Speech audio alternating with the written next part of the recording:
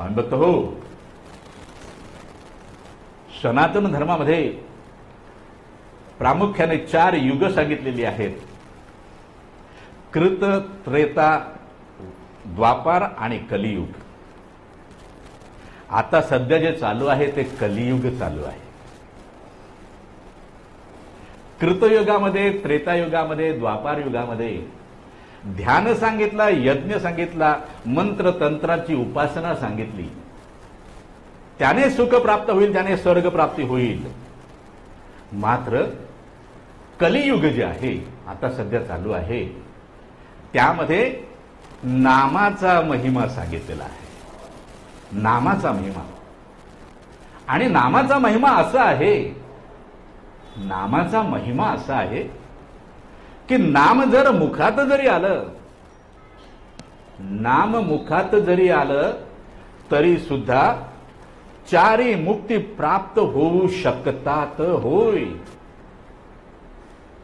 4 मुक्ती प्राप्त होऊ शकतात. स्वामी तुझे नाम घेता 4 मुक्ती येती हाता. होय, आपल्याला कदाचित असं वाटेल, अरे हे नुसतं नाम घेऊन 4 मुक्ती कशा प्राप्त होतील. कदाचित अनेकांच्या मनामध्ये हा प्रश्न निर्माण होतो. मात्र याचं उत्तर जे आहे ते भगवंतानेच दिलंय. श्रीमद भागवतम मध्ये भगवंतानेच दिलंय. आणि भगवंताने काय म्हटलंय, अरे 4 मुक्ती म्हणजे काय. 4 मुक्ती म्हणजे काय तर सलोक मुक्ती, समीप मुक्ती, स्वरूप मुक्ती आणि सायुज्य मुक्ती. मग हे काय आहे बाबा. भक्त जेव्हा भगवंताच्या नाम संकीर्तनामध्ये दंग होतो, भगवंताच्या नाम संकीर्तनामध्ये जेव्हा भगवंताचा भक्त दंग होतो तेव्हा काय होतं तर तो भगवंत म्हणतो, अरे माझा भक्त जेव्हा माझ्या नाम संकीर्तनामध्ये दंग होतो त्यावेळेला मला वैकुंठामध्ये सुद्धा चैन पडत नाही रे. काय म्हणतो भगवंत, मला वैकुंठामध्ये सुद्धा चैन पडत नाही. मी लक्ष्मी सोबत जरी विहार करीत असलो तरी त्या विहारामध्ये सुद्धा माझं लक्ष लागत नाही. मला असं होत राहतं की कधी एकदा मी त्या भक्ताच्या जवळ जातोय, तो ते नाम संकीर्तन करतोय, त्या नाम संकीर्तनामध्ये जाऊन मी कधी एकदा उभा राहतोय, बसतोय, त्याच्याबरोबर कधी नाचतोय. आणि त्यासाठी मी संधी पाहत असतो. आणि म्हणून कधी कधी लक्ष्मीला मी विहार करताना म्हणतो, झालं बस झालं, आपण घरी जाऊया. आणि एकदा मी माझ्या सदनात आलो की काहीतरी कारण सांगून लक्ष्मीला बाजूला जायला सांगतो आणि मी थेट जिथे माझं नाम संकीर्तन चालू आहे त्या तिथे मी येऊन उपस्थित होतो. भगवंताने पाहिलं, माता लक्ष्मी बाजूला गेली आहे, भगवंत तिथून सटकले आणि जिथे नाम संकीर्तन चालू आहे तिथे येऊन उपस्थित झाले. माता लक्ष्मी येऊन पाहते, अरे कुठे गेले हे श्रीहरी, कुठे गेले. माता शोधते, सापडत नाही श्रीहरी. तिकडून ब्रह्मदेव पाहतोय, अरे हे श्रीहरी लगबगीने कुठे चालले आहेत. ब्रह्मदेवाला सुद्धा थांग लागत नाही. कैलासावर बसून महादेव डोळे बंद करून आहेत, ध्यानस्थ आहेत आणि ध्यानामध्येच स्मितहास्य करतायत. महादेव ध्यानामध्येच स्मितहास्य करतायत. माता पार्वती त्यांना विचारते, काय हो आपण स्मितहास्य का करताय. काय असं काय घडलंय ब्रह्मांडामध्ये, अशी कोणती घटना घडली आहे ज्यामुळे आपण एवढे स्मितहास्य करताय. महादेव माता पार्वतीला म्हणतात, अहो हरी पळाला. किती सहजपणे हरी पळाला. अहो हरी पळाला म्हणजे माता आमच्या जाऊबाई काय करणार, लक्ष्मीबाई काय करणार. काही नाही, त्या शोधतील त्यांना. काय म्हणाले महादेव, त्या शोधतील त्यांना, मात्र लक्ष्मीला श्रीहरीला ओळखता आलं पाहिजे. अहो म्हणजे काय, ते आता कळेल, ते आता कळेल. कारण श्रीहरी जो आहे तो भक्तांसाठी विविध रंग, विविध रूप धारण करतो आणि भक्ता संगत होतो. कशामुळे तर नाम संकीर्तनामुळे. भगवंताच्या नामामध्ये जेव्हा भक्त दंग होतो तेव्हा भगवंत त्याचा वैकुंठ लोक सोडून त्या भक्ताच्या समोर उपस्थित होतो. त्यालाच सलोक मुक्ती म्हणतात. आपला लोक सोडला आणि त्या भक्ताचा लोक त्याने धरला, सलोक मुक्ती. मात्र जेव्हा त्याच्या नामाचा गजर वाढू लागतो, पांडुरंग पांडुरंग पांडुरंग पांडुरंग, श्रीहरी श्रीहरी, हरी हरी, स्वामी स्वामी स्वामी स्वामी स्वामी स्वामी, तेव्हा तो भगवंत काय करतो? तो जो समोर उभा आहे लांबून पाहतोय, तो जो लांबून पाहतोय तो त्या नामामध्ये एवढा दंग होतो की तो त्या भक्ताला समीप होतो, त्याच्या बाजूला येऊन राहतो. आता तो भक्तापासून लांब राहत नाही, कारण भक्त अधिक दंग होत चाललाय. भक्त अधिक दंग होत चाललाय, त्यामुळे तो श्रीहरी भक्ताच्या बाजूला आलाय आणि तो समीप झाला, भक्ताला समीप झाला. तीच समीप मुक्ती आहे भक्तासाठी, तीच समीप मुक्ती आहे. आणि भगवंत शेजारी आल्यानंतर काय होणार बाबा? भगवंताची स्पंदनं, भगवंताची लीला, भगवंताची क्रिया, भगवंताचं सामर्थ्य सगळं हळूहळू त्या भक्तामध्ये प्रगट व्हायला लागतं. भक्त अधिक दंग होतोय. काय होतंय? भक्त अधिक दंग होत चाललाय. त्याला आता इतर गोष्टींचं भान राहिलं नाही. आणि त्याचा परिणाम काय झाला? त्याचा परिणाम असा झाला की भगवंताचंच रूप त्याला हळूहळू हळूहळू प्राप्त व्हायला लागलं. भगवंतासारखाच तो घनश्याम झाला. तेच पितांबर आहे,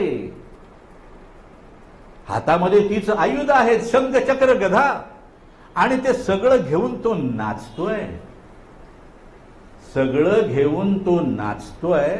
आणि बाजूला भगवंत सुद्धा त्याच्यासारखाच त्याच्या नाम संकीर्तनामध्ये दंग होऊन भक्ताबरोबर तोही नाचतोय, भक्ताबरोबर तोही नाचतोय. आणि झालं काय? एवढ्यात माता लक्ष्मीचं लक्ष त्यांच्याकडे गेलं. माता लक्ष्मीचं लक्ष गेलं तर माता म्हणते, अरे यातलं श्रीहरी कोणते? काय? यातले श्रीहरी कोणते? बापरे, हे दोन श्रीहरी कसे काय मला दृश्य होत आहेत? तिथून ब्रह्मदेव पाहतोय. अरे हे दोन श्रीहरी म्हणजे ही हरीची काहीतरी लीला आहे. दोन श्रीहरी म्हणजे हरीची काहीतरी लीला आहे. आणि त्या विचारामध्ये त्या ब्रह्मदेवाच्या ठाई द्वैत भाव निर्माण होतो. अत्यंत महत्वाची गोष्ट आहे. त्या ब्रह्मदेवाच्या ठाई द्वैत भाव निर्माण होतो. आणि ब्रह्मदेव काय म्हणतो? अरे ह्या दोघांचा नाच मला व्यवस्थित बघायला लागेल. आणि ही गोष्ट हरीनी श्रीहरीने त्वरित जाणली. भगवंताने काय केलं? भगवंताने काय केलं? भक्त व्यवस्थित नाचतोय अगदी लयबद्ध होऊन. भगवंताने मात्र वेडीवाकडी पावलं टाकायला सुरुवात केली आहे. म्हणजे भक्ताविषयी प्रेम किती असतं ना ते बघा बाबा. भगवंताने वेडीवाकडे पावलं टाकायला सुरुवात केली. ब्रह्मदेव काय म्हणतात? हा लयबद्ध नाचतो हाच श्रीहरी आहे, हा वेडा वेगळा वागतो ना हा श्रीहरी नाही. आणि म्हणून ब्रह्मदेवाने काय केलं? त्या लयबद्ध नाचणाऱ्या त्या भक्तालाच नमस्कार केला आणि म्हणाला, श्रीहरी श्रीहरी श्रीहरी. म्हणजे भक्ताच्या प्रेमाखातर भगवंत काय करू शकतो. आणि भगवंताच्या नाम संकीर्तनामध्ये दंग झालेला जो जीव आहे त्याचं महत्व किती वाढतं. स्वामी भक्त हो, यालाच स्वरूप स्वरूपता म्हणतात, यालाच स्वरूप मुक्ती म्हणतात. लक्षात आलं? मात्र स्वामी नामामध्ये जो अशा प्रकारे दंग होतो, स्वामी नामामध्ये जो अशा प्रकारे दंग होतो, बेधुंद होतो, त्याला कसलंच भान राहत नाही. स्वामी स्वामी स्वामी असा अंतरंगामध्ये निरंतरपणे नाद निनाद उमटतोय. आणि त्याच्या मुखातून जो नाद निघतोय त्यापेक्षा सुद्धा त्याच्या अंतरंगातील जो नाद आहे तो अति तीव्र होतो. त्यावेळेला स्वामी काय करतात? स्वामी सुद्धा त्याला स्वरूपता देतात. मात्र कशी? तर त्याला स्वामी करण्याच्या ऐवजी स्वामीच तो भक्त होतात, स्वामीच भक्त होतात आणि भक्ताच्याच रूपात आपल्या भक्तांना दर्शन देतात. अत्यंत महत्वाची गोष्ट आहे. अनेक ठिकाणी स्वामींचे भक्त इथेही तो आहे तिथेही तो आहे, कसं काय बाबा? त्याला तर शक्य नाही. स्वामींनीच रूप धारण केलेलं असतं. लक्षात ठेवा, अत्यंत महत्वाची गोष्ट आहे ही. आणि अशा प्रकारे स्वरूप मुक्तीला तो भक्त प्राप्त होतो आणि त्या भक्ताला भगवंताचं रूप प्राप्त झाल्यानंतर त्याचं अंतरंग त्यापासून कसं काय वेगळं राहणार? तो भगवंत त्या भक्ताला असं दृढ आलिंगन देतो, घट्ट मिठी मारतो, जी कधीच सुटत नाही. त्यामुळे काय होतं, त्याचं भक्ताचं जे अंतरंग आहे, भक्ताचं जे अंतरंग आहे ते पूर्णतः भगवंतानीच भरून जातं. तो अंतर्बाह्य भगवंत होतो, त्याला आतही भगवंत दिसतोय, बाहेर जिथे जिथे पाहतो तिथे तिथे त्याला भगवंत दिसतोय. आणि भक्तीची मनोवृत्ती स्वानंदी निमग्न होते. द्वैत भाव शेष राहत नाही, द्वैत भाव शेषच राहत नाही, कारण ती जीव शिवाची भेट असते. जीव शिवाची भेट म्हणजेच सायुज्य मुक्ती आहे, दुसरं काही नाही बाबा. मात्र हे सगळं कशाने शक्य होतंय? तर केवळ नाम संकीर्तनाने. म्हणजे भगवंताच्या स्वामींच्या नामामध्ये एवढं सामर्थ्य आहे की ज्याची भक्ताला कल्पना सुद्धा होऊ शकत नाही, ज्याचा भक्त विचारही करू शकत नाही, ती गोष्ट स्वामी त्याच्यासाठी सहज शक्य करून देतात. एवढं त्या नामामध्ये सामर्थ्य आहे. म्हणून आपण काय करावं? निरंतरपणे स्वामी नामामध्ये राहण्याचा प्रयत्न करावा. आपण आपलं कर्म टाकण्याचं कारण नाही. कर्म करताना सुद्धा स्वामी नाम घेता येतं. स्वामी नाम घेत राहायचं, कर्म करत राहायचं, उत्तम कर्म घडणार. आणि ज्याच्या अंतरंगामध्ये निरंतरपणे श्री स्वामी समर्थ नामाचा नाद निनाद उमटतोय, त्याच्या अंतरंगामध्ये वाईट विचारांना कधीच प्रवेश मिळत नाही. ही अत्यंत महत्वाची गोष्ट आहे. त्याच्या अंतरंगामध्ये वाईट विचारांना कधीच प्रवेश मिळत नाही. वाईट विचार नाहीत म्हणजेच वाईट क्रिया नाहीत, वाईट कर्म नाही, आणि वाईट कर्म नाही म्हणजेच वाईट भोग सुद्धा त्या भक्ताच्या वाट्याला येत नाही. आणि म्हणून आपण निरंतरपणे श्री स्वामी समर्थ नाम घेण्याचा प्रयत्न करावा.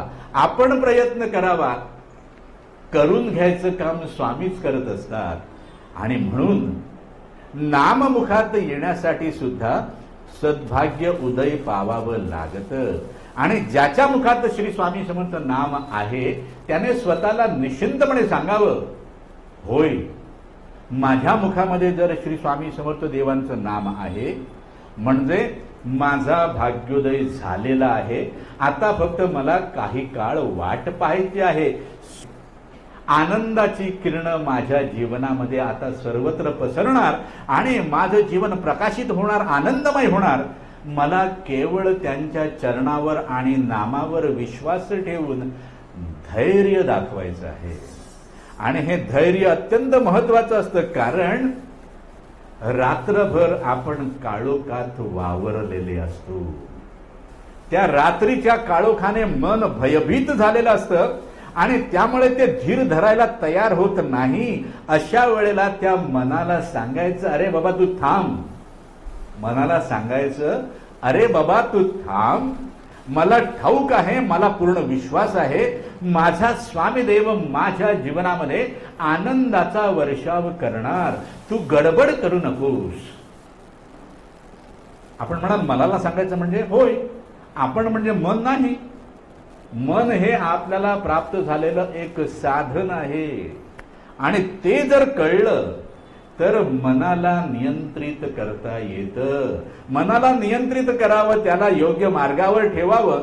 आणि तसं झालं तर मन काही गडबड करत नाही, ते शांत राहतं. आणि स्वामी चरणामध्ये ते राहतं. स्वामी बघतो हो, हा नामाचा महिमा जो आहे हा एवढा प्रचंड आहे की स्वर्गलोकातील देवांना सुद्धा हे नाम घेण्यासाठी म्हणून या कलियुगामध्ये जन्म प्राप्त करावासा वाटतो. होय, आपण मगाशी म्हटलं तसं कलियुगाचे दोष आहेत, कलियुगामध्ये अनेक चुकीच्या गोष्टी आहेत. मात्र जो दोष टाकून त्याचे गुण पाहतो, जो कलियुगाचे दोष टाकून त्याचे गुण पाहतो, त्याला निश्चितपणे नाम घेतल्याने चारी मुक्ती प्राप्त होतात. होय, आणि यात आपण यत्किंचितही मनामध्ये संशय बाळगण्याचं कारण नाही. यत्किंचितही. अगदी इंद्रदेवाला सुद्धा या कलियुगामध्ये जन्म प्राप्त करण्याची इच्छा निर्माण होते. इतर दैवतांचं काय? देवांचा राजा जो आहे इंद्र, त्याला सुद्धा इच्छा होते की या कलियुगामध्ये मला जन्म प्राप्त व्हावा, कारण कलियुगामध्ये मला कसंही नाम घेता येतं. अत्यंत महत्वाची गोष्ट कलियुगाची आहे. कलियुगामध्ये कोणालाही कसंही नाम घेता येतं, तिथे कोणताच भेदभाव नाही. नाम घेण्यामध्ये कोणताच भेदभाव नाही. वेदांनी स्त्रियांना आणि शूद्रांशी जो अबोला धरलेला आहे, आजही नामामध्ये तसं काही नाही बाबा. नाम कुणीही घेऊ शकतं आणि नाम घेऊन प्रत्येकाला मुक्तीचा अधिकार प्राप्त होतो. आणि म्हणून हे कलियुग अत्यंत महत्वाचं आहे. आपण कलियुगाला दोष देत बसायचं नाही स्वामी भक्तांनी, कारण या कलियुगामध्ये प्रत्येकाला, मग त्याचा वर्ण कुठलाही असू दे, त्या प्रत्येकाला मुक्तीचा अधिकारी होण्याचा अधिकार प्राप्त होतो आणि तो भगवत नाम देत. आणि म्हणून या कलियुगामध्ये आपण निरंतरपणे नाम घेत राहावं. स्वामी स्वामी स्वामी म्हणत राहावं बाबा. स्वामी आपल्याला निश्चित आपल्या समीप होतात, आपल्याला स्वरूप होतात आणि आपल्याला सायुज्यही होतात. आपल्यामध्ये ते येतात, आपल्याशी तेच तादात्म्य करतात आणि त्यांच्याच सामर्थ्याने आपल्याला मुक्तीचे अधिकारी करतात. होय, श्री स्वामी समर्थ.